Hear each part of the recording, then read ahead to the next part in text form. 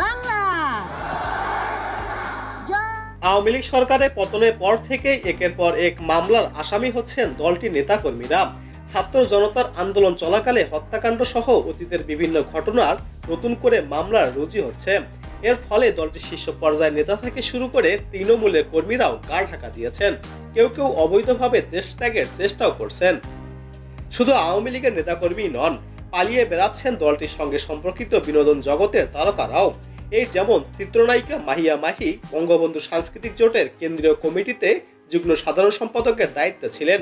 দ্বাদশ জাতীয় সংসদ নির্বাচনে দলটির পক্ষ থেকে মনোনয়নে তুলেছিলেন তিনি, যার ফলে এখন মামলা আতঙ্কে দিন কাটছে তার।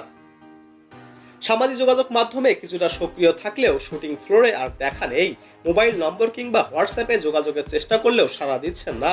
বলা যায় মামলা আতঙ্কে এক প্রকার গা ঢাকা দিয়েই রয়েছেন এই অভিনেত্রী।